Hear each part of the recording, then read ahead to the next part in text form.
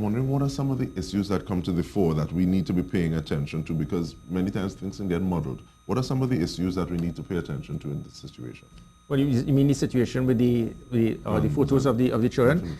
I think it goes to the focus, and a lot of people, we are starting to lose focus. The focus is good versus evil. There are criminal elements out there.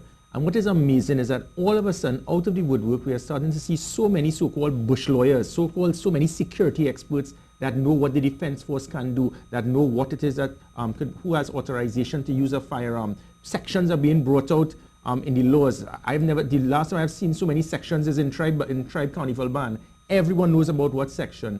The fact is, and again for the public to understand, the Trinidad and Tobago Defense Force, they have full knowledge of their requirements, their responsibility, their role and function. Their role and function is to also support the police service, and it also involves securing certain individuals based on the approval of the Trinidad and Tobago Police Service. The Defense Force, if they are responsible for securing an Attorney General, a Minister of National Security, a Prime Minister, there are certain things that they would need to do to ensure that they succeed in their mission. If the mission if they don't put all of the factors in place, the mission can be compromised. I think it is unfortunate that we have reached that point that the many bush lawyers are trying to state that the individuals, what they're doing, they are breaking the law. They are not. The Defense Force, if I recall, for the last 20 years, they are caravans. And if someone holds a weapon in the caravan, because they have the caravan to show the display of the Defense Force, that is not possession of a firearm. There's a difference with possession and familiarization. I had the same situation as the Minister of National Security. When we have persons in our country that as public office and they decide to stick their neck out to try to deal with criminal elements in this country, like what I had when I had to fight against live sport, against my own government who were banging the table saying, long live live sport, and I knew that live sport was littered with corruption, irregularities, and was as a feeding frenzy for criminal elements. When I had to fight with my own government to shut down gangs getting URP contracts, I became a target. My life was threatened. My family's life, they were also threatened. And obviously, certain systems had to be put in place. But instead of law-abiding citizens saying, listen, the Attorney General is doing likewise at this time. He's going after criminal elements. He's following the money trail. Because of that, he's stepping on toes. He's affecting criminal elements. It means that his family life is now at risk. Instead of law-abiding citizens seeing this as a method to say, listen, we need to make sure those people are protected. All of a sudden, it always goes right back to which side of the political fence you're on, not a matter of right or wrong. I think it is unfortunate, it is childish, it is immature that you will go into Parliament and start to wave two photographs. When will this stop? When will politicians grow up? When will we stop with your father raped your mother to conceive you? These childish, petty, irresponsible statements and actions, it is what caused a lot of persons in our society to have no respect for politicians. Even as you just highlighted the fact that it almost seems as though there's a political ploy using the sanctity or the space of Parliament to get some of these issues out into the public domain and conversation. I'm wondering, with the processes and systems that you were speaking about, what does it mean that these photos actually exist? Well, and again, that is where the concern should be. And I think the Prime Minister said it. There's been a major security breach because that area, because I drafted that policy known as the National Security Training Academy. That training academy in Komuto Barracks, it is there. It is supposed to be an environment where few persons will know what is going on inside there. It is not that you're doing anything to break the law, but that environment of training is to ensure that the criminal elements are not aware of what you are doing. And again, in an environment like that, photographs should not have been taken. And it goes right back to, again, when I speak about irresponsibility, I see a headline of today's newspaper, Prime Minister attacks the army. That is a lie. That is not true. Because what the Prime Minister is saying, and he's correct, one idiot, one foolish soldier or someone took a photograph and then sent it. That is a major security breach. You have now taken a photo in an enclosed environment, a secure area. You have now shown the criminal elements, the type of weapon that is used by the law enforcement agencies to secure an Attorney General or a Prime Minister. And so, rightly so, that individual should be found and should be dismissed. But you take that now and you box that into the 7,000 odd soldiers, sailors, and airmen in the Defense Force to state that the Prime Minister attacks the army. Not at all. I think it's just the opposite. I think the Defense Force, they have been very responsible, and I think we need to stop attacking the army and police at every turn. They are there to support us. Yes, they make mistakes. Yes, there would be flaws. But in an environment like this, where we have a volatile situation, it is a clear and present danger for the Attorney General, just as there was for myself. And persons should be supporting the Defense Force for their efforts in trying to ensure that the family of the Attorney General is not killed. You speak of support. What do you think of the solidarity expressed from the Prime Minister and Minister Young for the Attorney General? Well, they would do that. That is expected. But this is common sense. The common sense will show that people are speaking about, oh, the law says possession of a firearm. The possession of a firearm and familiarization are two different things. I have heard Mr. Moonilal try to question my logic. And again, what I am bringing forward is not based on trying to support anyone politically, but giving facts. And when I give facts, again, you have people and you have sheeple, people who just follow blindly. The political fanatics on social media, they cannot debate with me on facts, so they will get nasty. But the fact will show that if there's a concern, where would we continue to go? They are trying to question the logic that when I'm saying that it may very well be that the individual, if the security detail, if they're taken out, and it is very possible they can be, because we live on a banana republic environment. When I was minister, I was pushing to have not just armored personal carriers, but armored vehicles. Armored vehicles cost less than the cost of a Prado in Toyota, and you could buy 2 armored vehicles at the cost of a Range Rover in Trinidad and Tobago. But instead, we have vehicles being used by the special branch to secure prime ministers, presidents, chief justice, attorney generals, that you could throw a big stone and shatter the windshield. And that is where it is we have a concern instead of being professional. So because of that, the security detail can very well be taken out. If they are taken out, what is the principal supposed to do? Whether it be a teenage son, a daughter, or a wife of an attorney general or minister of national security or a prime minister. And then they do not understand the one weapon that is in there. They're supposed to take the weapon and throw it at the criminal and hope they burst his head. No, there's a basic degree of common sense that people must understand and educate themselves.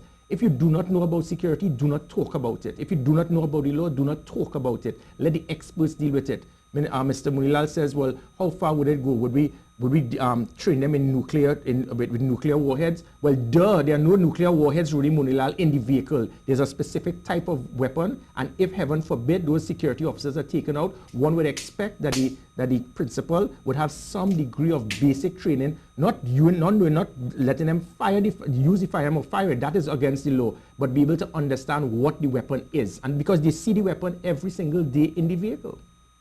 You talk about having experts speak to issues. What do you think is the role of media in this? Because you highlighted, or you spoke to the fact that there was a headline that could be very misleading, and this is just one of the headlines that we've seen recently, even in this week.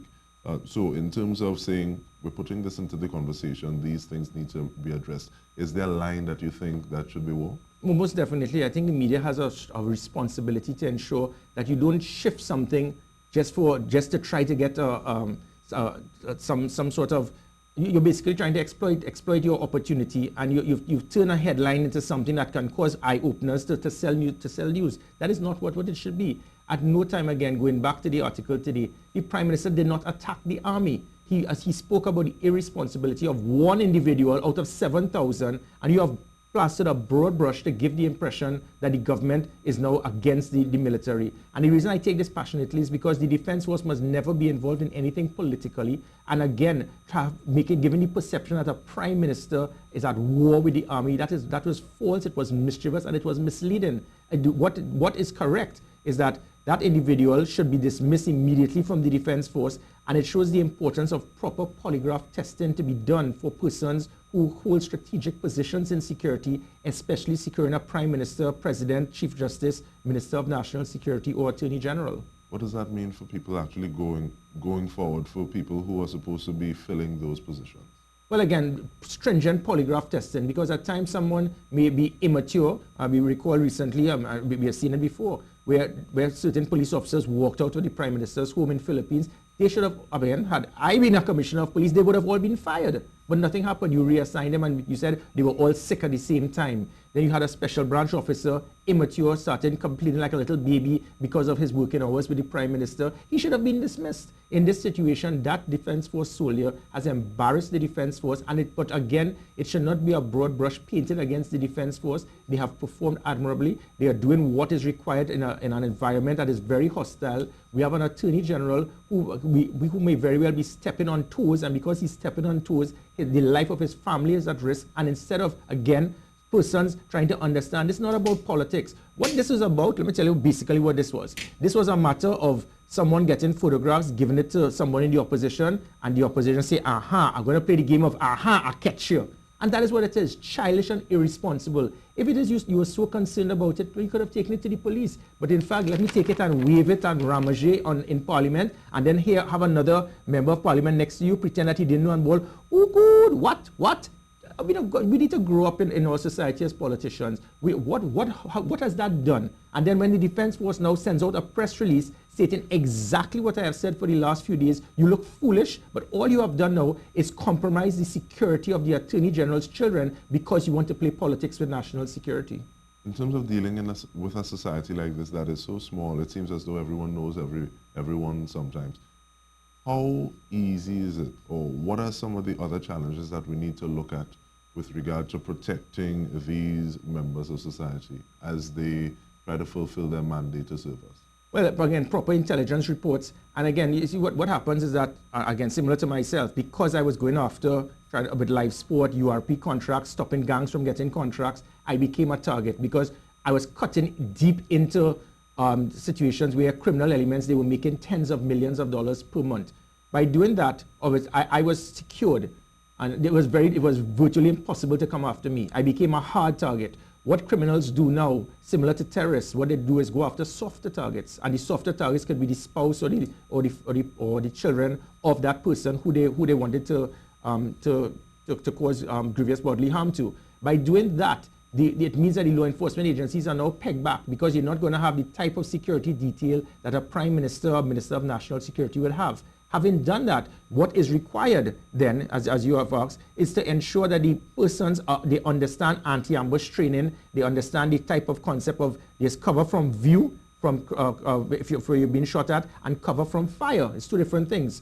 And again, knowing again how it is you're able to get out of an ambush, if it is that you're ambushed, and again, if it reaches an unfortunate situation where your own security detail, they are taken out or they're injured in any way, what do you do? How do you operate? And I should not even be trying to go forward to all of these things. Common sense would make persons understand where I am coming from. It means that the Defense Force must know that there must be a procedure, a type of briefing, if not training, to ensure that the lives of law-abiding citizens are protected. And may I also add, the audacity of some persons to try to compare that to cold-blooded, heartless criminals with gangs holding a weapon and saying, what is the difference? Well, let me tell you what is the difference. The difference with those photographs to the photographs of criminal elements who have semi-automatic weapons that are killing persons without any care is that, one, the national security, the protective services authorized that situation. They are the ones who made the request, not the Attorney General. It was the protective services that took them into that environment. The protective services secured the environment. They did the training. It was their responsibility. So there's a difference with that to two stupid little hoodlums with semi-automatic weapons showing off, and then people are trying to say, well, what is the difference? There's a big difference. The difference is one is illegal and the other one is not. Okay, so we're on a level.